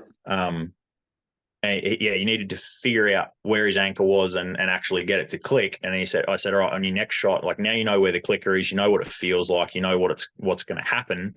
All you've got to do now is put your point where you want it, and then focus on just pulling through the shot. Don't worry about the pin, like the point floating around. Don't even think about it. Don't worry about how far away you are, whatever. Just focus on pulling through that clicker. And he could put his point on the spot that he wanted and just pull, and the shot wouldn't break until the clicker broke. He regained control of his shot in 2 shots. Yeah, wow. And it was the same thing for me. I was pretty bad. I couldn't really hold a bow back and hold my point on something. I could hold my point near something. I was essentially locked off target, is what they would say in compounds. Yeah. You get locked off target, and then like yip up to the target, or wait, or like drive-by shoot, like have your pin close and then move it over and try and punch a trigger out when it's sitting on whatever you want to shoot. Yeah, and hinges came out. Dunk. Yeah, hinges. Yeah, either drop down or come up. Some guys are even sideways. Like literally drive by, like brush their pin over something side to side, and try and punch it. I got like that with my trad shooting because I was a snap shooter. I had to break that habit and try not to be a snap shooter anymore. So the clickers have been really good for me. Interesting. So there's 2 versions of the clicker. The string clicker is one, and the other one is the RMS geared grip clicker that Tom Clum has worked really hard to develop with the guys at RMS. It's essentially like a button that's on the riser that you put your where you'd hold your riser. Yeah. You're just pushing that pressure of your thumb up against it. That's right. Yeah, so I push through the meat of my thumb against that clicker. I have the pressure in my grip a little bit higher than that when I actually draw and anchor, and then as soon as I anchor and settle, I'm pushing my front hand onto that clicker to build pressure on it, as well as increasing back tension through pulling my elbow around into the draw. And it's the same thing. As soon as I feel that clicker press, then shot's gone. So for both of these, how do you set them up? Because that one obviously is a press. Is it come preset to a certain amount of pressure or something? It has the same. Each one of them has the same spring in it. So it's the same piece of spring steel in it that clicks at the same pressure. What you do to actually set those up is set them higher or lower on your grip. The higher you go up into the throat of the grip, the quicker it's going to go because you can rock pressure onto it faster. Yeah. If you want a longer press in your shot, you put them further down, so more of the meat of your thumb has to get onto it to actually set it off. Yeah, okay. And the string clickers are basically find your consistent anchor point, and then without getting into too much solid archery mechanics stuff, there's a position that's called transfer into holding. So the holding, your anchor point might be a position where you have perfect alignment from the nock point, from the point of the arrow through to the nock and then through to your draw arm elbow. It might all be in a dead straight line. Transfer into holding position is actually when you bring your elbow further around and inside the line of the string. And the clickers need to be set up, the string clickers need to be set up about in the middle of that little range. In the middle of the middle of the complete drawback. Yeah, got you. Yeah. Yeah. So if you set them up in the middle of that, you get about 1/8 of an inch movement at your face. Okay. So you actually have to move about 1/8 of an inch back to get it to break. Cause you to do proper back tension, like extending the shoulder so blades or pinching shoulder blades, sorry. Yeah. So you're moving that elbow around. Because you're moving the elbow around, the hand comes back straight. It's a rotational movement in the elbow causes a linear translation in your fingers. Yep. So you bring the string back that last 1/8 of an inch, and then as soon as it clicks, bang, and then you get this beautiful, like, snappy follow through up behind your head, and shot goes where you want. There's definitely pros and cons to both of them. The string clickers pros are definitely that it is a fixed draw length, and because it's a fixed draw length, the power stroke in the bow is exactly the same every shot. So you can get very, very consistent long range if it's a flat shot or not too much of an angle in the shot. The cons with the string clicker, if you're shooting steep uphills or steep downhills, they're really, really hard to pull through because of angle that you can move. Sometimes shoulders move a little bit. You don't maintain that perfectly flat shoulder alignment to get up on a really steep shot. So you actually lose a little bit of draw length. They're hard to pull through. But I've found just knowing that it's there helps me pull through the shot. And the shots that I do definitely, the shots that I do click off are always really good shots. The grip clicker, its pros are you don't have to worry about steep uphill, steep downhill. The angle's the same. It's just pressure. Yeah. But if your anchor point isn't really, really consistent on your face, your power stroke does vary very slightly. So the shots can be you can see a little bit of drop. If you're short drawn slightly on a 40-meter target, you might see a little bit more drop than what you would if you're on a string clicker. You can have a tendency to if your draw length is out by that much. But so I tend to get, if guys have questions or do want to get on clickers, I'll put them on a string clicker first so that they can get a consistent anchor point, know what that feels like, know what back tension feels like to pull through it. And then they get used to the actual having that click and then shoot. Having that surprise break when they do go. And then I'll suggest that they go to a grip clicker and then use that pressure. So they've then got the ability to go steep uphill, steep downhill isn't a problem. And then the goal in long term is to completely get off a clicker, to not have that requirement to have a psycho trigger in your sequence. You don't need to rely on something saying go. You can pick when you're going to go, and then you make it happen subconsciously by yourself. But that's really advanced shooting, and there is guys out that can do it.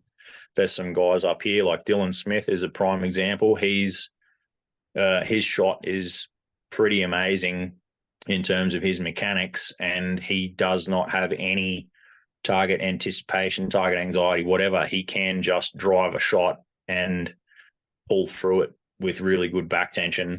He doesn't sort of need it. And yeah, there's lots of other guys around that are shooting really well using no clicker. So yeah, it is interesting because I think a lot of people pick up a recurve or a longbow in general because they are having issues on the compound, like on the wheels with target panic. It's something that tends to send a lot of people to a trad bow. It's like, hey, I still want to hunt, I still want to enjoy archery. How am I going to go about it? Because I can't do it with the wheels, the sight, everything there, and looking through the peep, looking through the sight is just too much, and that's what's scaring them, or what's causing a lot of the drama when you're on target. And so therefore changing to something like a recurve, it makes a lot of sense and tends to remove that for them. So it's funny that you then have obviously another level of it. And I do wonder if there's I wonder if there's like a consistent number of people who have had target panic with the recurve, or sorry, with the compound, that end up having it with the recurve too. I think it probably depends on how you actually go through a shot. Like I'd go through days. I have days where my shot's really good, and then I have days where my shot's not as good and I'm not in it as much as what I need to be to shoot well.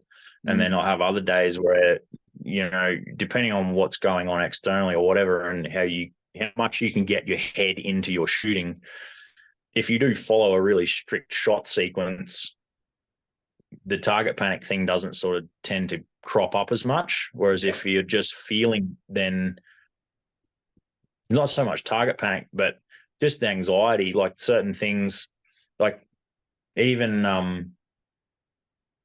just the value that you're putting on the target can mess with your head. Definitely. Because I know you see that all the time with animals in general. Yeah, I know guys that can shoot the crap out of paper, like barely ever miss. But if you put an animal in front of them, they couldn't pull their bow back. Yeah. And some guys the other way around is like they can shoot animals and put so much stuff on the ground, it's ridiculous. But if you take them to a target range, all of a sudden the 10 ring has a lot of value and it messes with their head as well. So just the way that you approach the shot can really sort of have a big impact on how much your anxiety goes up or doesn't go up. And trigger time, controlled trigger time, is really the key to overcoming it. The clicker for me gave me shot control back, and now I'm just working through refining small things in my shot and getting trigger time. You know, I might go out hunting and not need meat in the fridge, but I want to go out for a walk. If I find something, I'll go through the entire process, stalk that animal, getting close or as close as I want to find comfortable, and then go through a shot to a click and then let the shot down. I did that a lot. You still need one last hunt. Yeah, you still need to really have the control to be able to go, no, I'm not going to shoot that shot. Something's not right. I'm going to let down. And that was a big thing that we got taught in the Clum clinic that I did in 2023 was going through shots with a rubber band, and just any time, like morning coffee, do 5 exercises or 10 exercises, go through your entire shot process and then let the shot down instead of actually shooting the rubber band or letting the rubber band slip through your fingers. Don't break the shot. Are you talking about literally going through, like holding a rubber band in your hands and doing it that way? Is that what you're saying? Yeah. So when we did the Clum clinic, we were given a piece of surgical tube in a loop. And it's basically the same thing as a bow, but it's less resistance. They're really, really stretchy. So you could set your grip, set your front shoulder down, go through the whole shot sequence. It's about 10 steps. So grip on the bow, not really a bow, but set your grip, set your front shoulder down, set your stance, preload or coil was what Tom used. So preload, draw an anchor, transfer into holding, and then just focus on pressing through the band. And then you can either choose to shoot the shot and keep pressing until the shot breaks, or you could press on it and then actually let it down.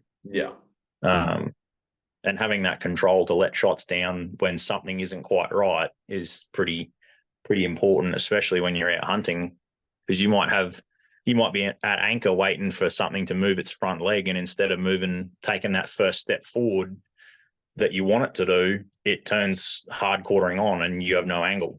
Yeah. So being able to then go, all right, shit, I can't shoot that, I'll let it down.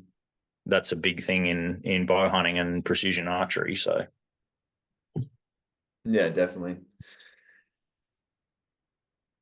Do you want to go into the Tom Clum stuff here while we're here? Is there much more like yeah, what we you can want go to unpack with that?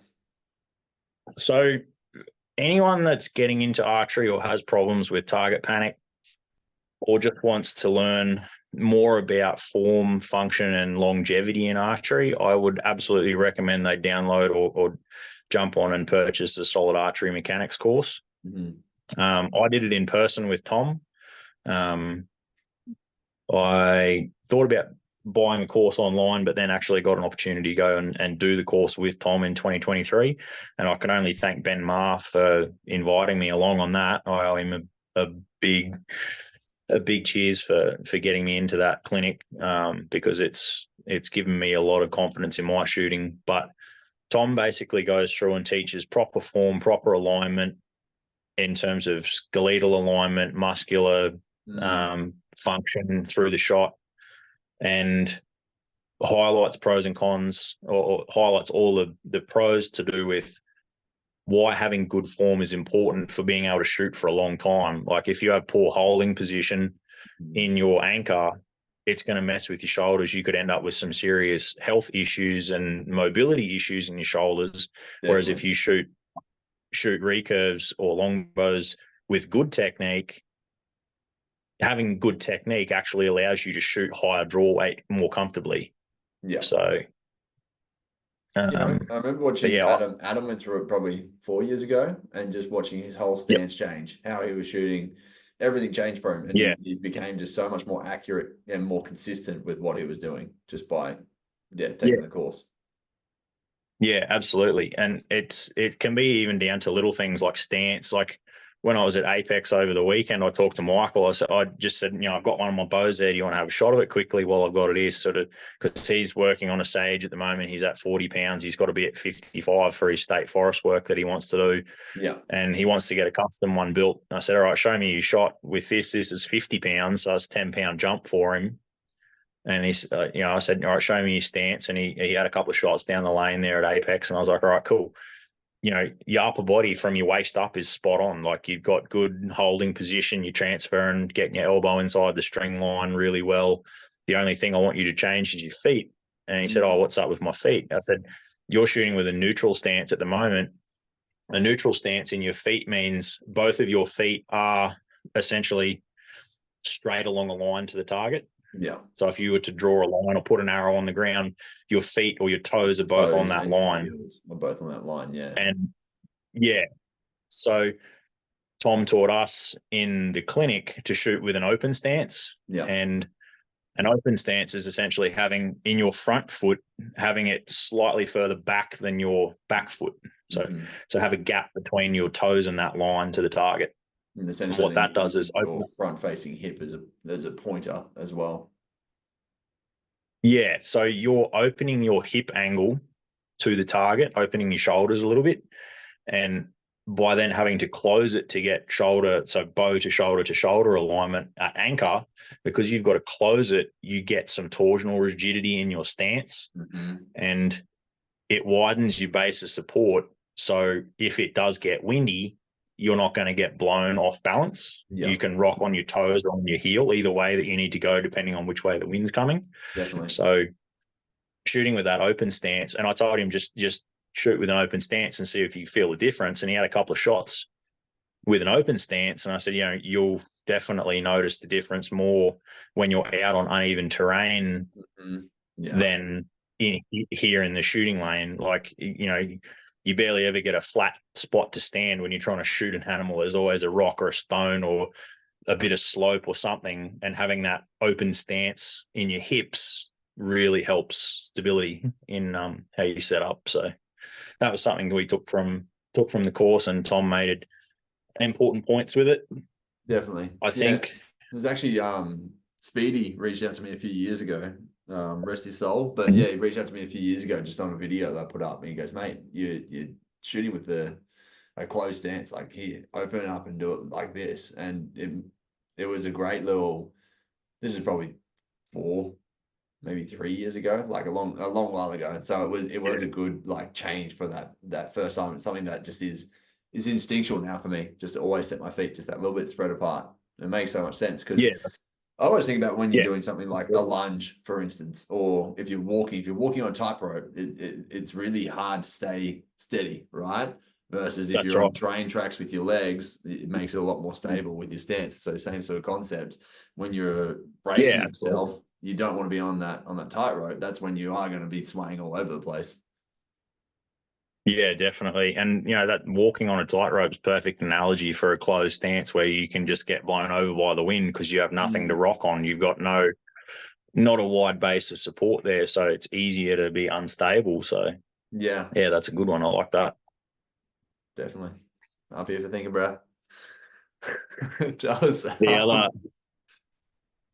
I think probably the biggest thing that I took away from it, in terms of mechanics, because I also have grew up doing weightlifting and anatomy and biomechanics and stuff like that. I've always been interested in health and fitness and movement. It's been important. But I think the biggest thing that I took out of the Clum Clinic was that transition into a holding position where your elbow comes inside the string line. Yeah, I like that. And Tom used a really simple demonstration of why that's important. And if you have essentially your elbow out like this and the string line is here, if you get someone to push against your elbow, you just fold up like really quickly. You can't control it. You just fold up. So for anyone If you can listening, get, essentially, if you're pushing, if you're standing behind the person that's drawing back, and you push their elbow in towards yeah, towards their hand, essentially, sorry, in towards like yeah, it, concaving it onto their chest, their whole shoulder just falls yeah. in. Yeah.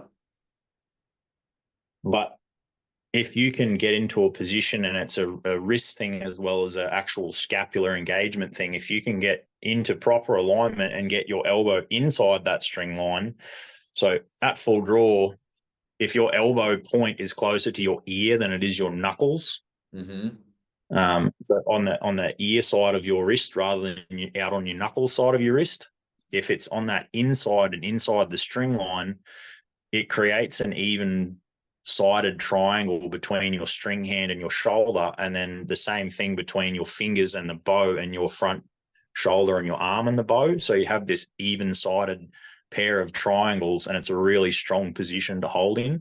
It's really hard to press people, closed.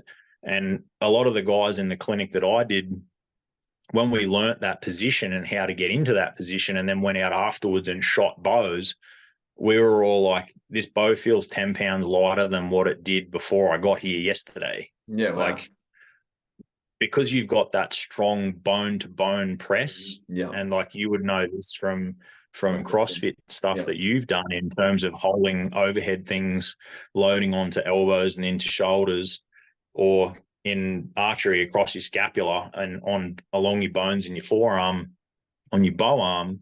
It's really important to have that bone to bone press for compression.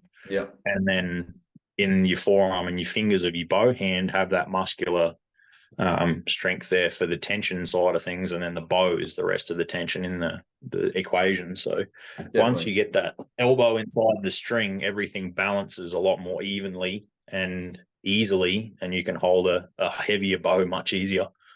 So a visual analogy, I guess, for this is if you're holding a weight over your head and you've got it just bent arms versus if you're holding straight arms is going to be a lot easier on your shoulders, on your muscles in general, versus if you're holding it with a bent arm, you're going to wobble around. It's going to be unstable.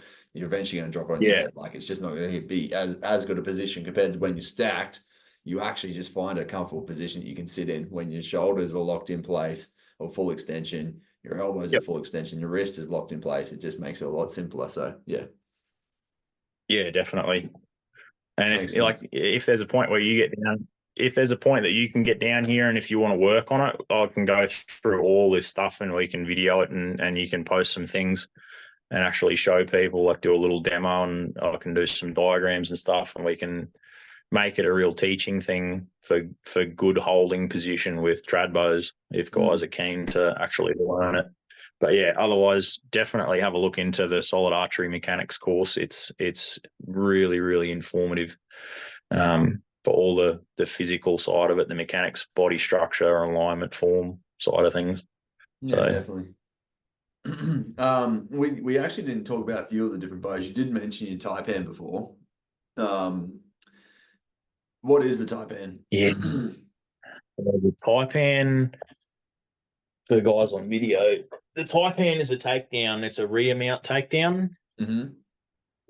Similar to a Black Widow design, or a like the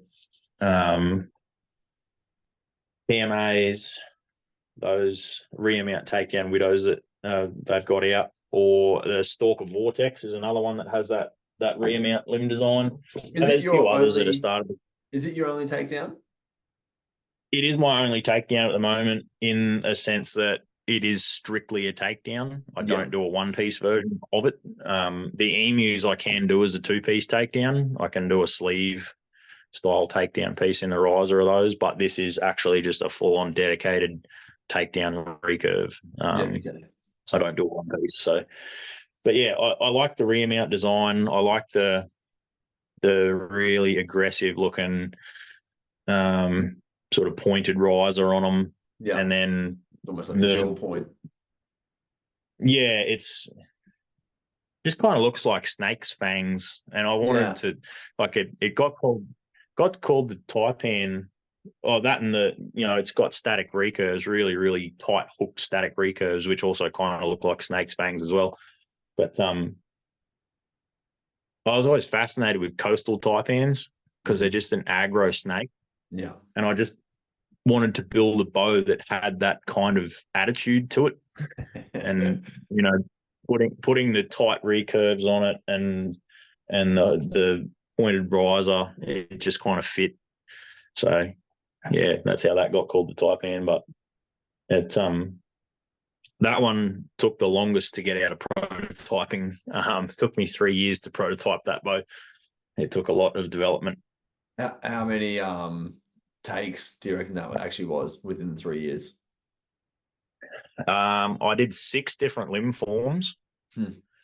So every time I changed something in the limbs, every time I wanted to change something in the limbs, it had to be a completely new form got built. Yeah. So I tried a few different variations where there was no deflex in the actual limb mounts. There's no angle in the limb pockets. And I couldn't get the draw length out of them that I wanted with that design, because I was having to use up too much fade length and limb, like actual bending limb length, to get the limbs to deflex the way that I wanted them to. So it just didn't work like that. So I ended up biting the bullet and putting a slope in the actual limb pockets themselves. Yeah.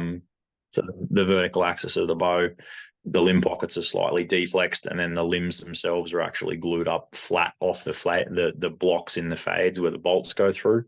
So it made the fade blocks easier to make in the limbs, and the limb glue-ups were a little bit easier. But the riser was then a lot more difficult to make, because I needed to make a jig to route the riser, to route out those limb blocks where the limbs bolt in on an angle, and it had to be a perfect angle. It had to be perfectly square. Everything had to be completely spot on to get the bows to fit together properly. So yeah, it took a while to get that one right, and I played around with different radius in the recurves and different links in the recurves and things like that. But I've got it pretty much nailed now. I'm happy with its performance. It's a 185 feet per second bow, so it's top end of what factory bows would be these days. I don't think I could get a static recurve to shoot much quicker than what that does, because you're not using that last bit of the tip to actually snap back faster, like in an active recurve like the Peregrine has. It's more just for throwing really smooth. It's definitely got a smooth draw cycle because of that static recurve. It's got a really smooth draw force curve. and I do them in a 62-inch bow and a 64-inch bow, and the 64s go out to 32 inches, no problems. Yeah, okay. The wedge tail. The wedge tail, it's a deflex reflex longbow, and I'm only just starting to like looking at them, even though that I build them. I've never really been sold on the deflex reflex design in terms of it being a quote unquote longbow. I think if you want that early draw weight in a limb in a draw force curve and then it to be a bit smoother in the back end, you may as well just go and buy a recurve, because you can get more of it in a recurve than you can in a deflex reflex. But people want to shoot them, so I put one in the lineup, and the shape of it is kind of that swept triangle, like a wedge tail's wings. Yeah. So that's sort of where that one got the name from. It's a 58 or a 60, and I actually have a smaller version of it that's a kid's model. It's a 54-inch bow, goes out to 28, usually 26, 24, 26, and it's a kestrel. So yes, it's the kids' version of the wedge tail. So I just noticed you've got what is it? 5 bows that are named after the birds: kestrel, wedge tail, peregrine, goshawk, and then the emu. If you want to count the emu. emu. And the emus. Yeah, birds and birds of prey. They became pretty popular with the names. I don't have any. Well, the drop bear, I suppose, is a mammal, but it's not. Oh, and the scrubble. There's a couple. Yeah, it's an interesting mix, that's for sure. The snakes and the birds definitely take the win, though. Yeah, it's just finding the attitude. The attitude's got to match. Yeah, I mean, if you see a scrubble unstrung, then you kind of get straight away why it was called the scrubble. It just looks like really hooky bull's horns. Yes. So that was sort of where that one came from. And the last bow that we haven't talked about is your Death Adder. The Death Adder, yeah. There's only one in existence at the moment. I have the only one of them. There you go. Is it something that you actually put to market or not? I have put it to market. They are available to purchase. It's just no one has been sort of interested in a 51-inch recurve for whatever reason. Why do you they think do that draw? Is? I'm not sure. I don't know why people don't like the short bows. Even like the Super Mag, like a Fred Bear Super Mag 48 or 52, like they're not really popular anymore like they used to be. I think. Do they shoot like just as fast as anything different to them apart from the mid short bow? They're slightly slower. Super Mags, I mean, the Death Adder is a 180 feet per second bow, so it's definitely not a slow bow. No. Super Mags and stuff like that, those bows are sort of 175 bows even, so even those aren't slow. But I think it's just style of hunting changed a lot. Like even in the States, it went from a lot of ground blind hunting stuff or spot and stalk stuff like they were doing in the 70s and the 80s to now it's predominantly tree stand hunting, and people up in a tree can kind of get away with a longer bow. Yeah. So they don't need the little short. But it's a mean little bow. It's aggressive to look at. It shoots hard, and to carry it through the scrub is really easy because it's so little. Small, yeah. So, yeah, I enjoy shooting. I had a plumber come out to my house today, and he heard me doing some recordings for the podcast, and he's like, "Hey, do you do a podcast?" I'm like, "Yeah." He's like, "What do you do? What is it? It's something to do with hunting, isn't it?" And he could just hear what I was saying. I'm like, got glimpses of it. Anyway, he got talking about how he goes out hunting. He does 3 trips a year. But all they do is they just sit off of water with their rifles and wait for shit to come in. And I'm like, oh man, that sounds so fucking boring. Like, he's like, yeah, we were sitting there for like 4 hours. He's like, by the end of it, I was definitely falling asleep. I'm like, heck, I would be too. Is that hunting or is that shooting? Exactly right. Yeah. I don't want to break him down too much. He's doing my taps. Yeah, I'll probably open a can of worms by saying that, but yeah. No, I get it. There's definitely a time and place for it. I can imagine, like, especially over in America where they do have the small blocks and everything. It's like if that's what it Yeah, takes for you to get your chance, then go for it. But yeah, also at the same time, yeah, it doesn't interest me that much. I'd prefer to go spot and stalk, get yeah. out, do the miles, Spot. get the smiles. Yeah. Absolutely. I mean, I can't think of anything worse than sitting in a tree for 8 hours in the snow waiting for a deer to walk past. Yeah. It doesn't sound like a fun time. You So did, yeah. Like, I I don't mean, know. I do have mad respect for when you hear of dudes doing it for like 30 days straight. Hunting season, we've got 1 Yeah, month. I'm going to sit there every single day. You're like, holy shit. absolutely. 12 hours a Like day just in the you stand. feel for the guys too that pass up that one shot on day 2 and then get nothing by day 30. That'd be pretty hard. Yeah. Yeah, definitely. So, Yeah, you do a but lot yeah, to convince yourself that you did the right move with your yeah, one tag. yeah, definitely. Hindsight, I think hindsight would be a bit of a torture on that one if that Yeah. was to happen. Oh, it bloody is, even when you're just shooting regularly, let alone if that's the stakes you're Oh, on. yeah, yeah. Hindsight, one of those things. Did I hit that where I think I hit it? Where I think I saw I hit it? Like, Yeah. should I have waited half a second longer or whatever? Like, Or I the had that other in the side of rut. it where Like, you don't shoot and it's like, I should have shot. And you're like, I should have. I yeah, don't know. oh, Nah, you definitely should have. Bash yourself for it. yeah, I, yeah. My rut this year is a prime example of that. I passed up 2 does at sub 20 and then ended up with nothing. So, Yeah. I hindsight bites you, but it is Mhm. what it is. That's bow hunting. Yeah. Was there any stags? Oh, sorry, any bucks around at the same time? Um, it was pretty early because it didn't kick off till late up here, like everybody else had. Like when you were down in Tamworth, you were expecting to have seen some stuff pre-rut and sort of didn't see as much as what the guys were sort of hoping, and it never really kicked off up here until like mid to late April, which Mm. was weird. Everybody's like, by the 10th of April, it's going to be going off. And, you might hear, we heard a couple of croaks here on the 11th, and that was it. It didn't really start going until the following week Yeah. Well, properly. Um, you're in the New so I England hunted, area as well, just for reference. yeah, I'm in top end of New England. So it was very, very late and very strange. But yeah, I passed up a couple of those at sub 20, sort of the first week of April. And then I hit a buck and didn't put him on the ground. Um, the old twig, and deflection. It happens.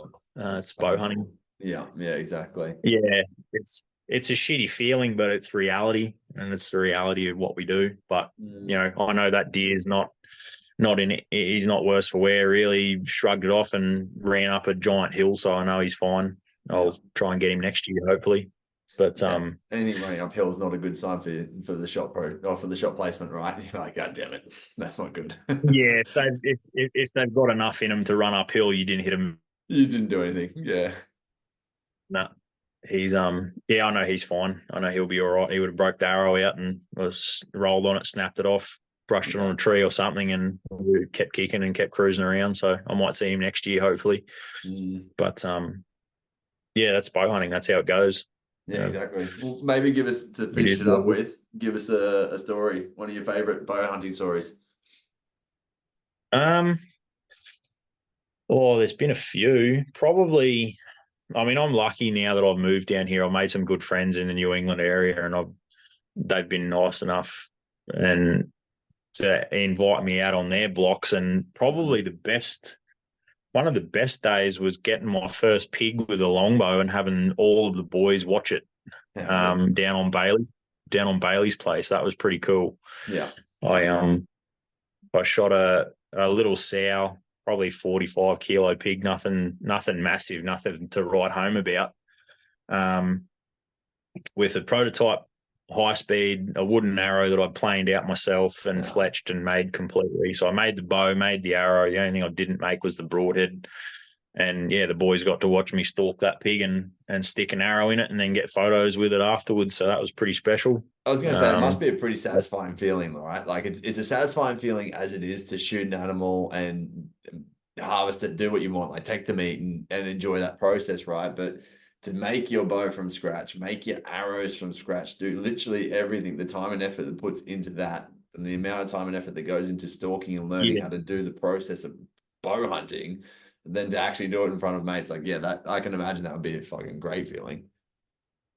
It's a pretty cool feeling for me, but I get a bigger kick out of watching other people shoot stuff with my bows. Like Mm. I like again on Bailey's place, I got to watch Bailey drop a goat at 18 meters.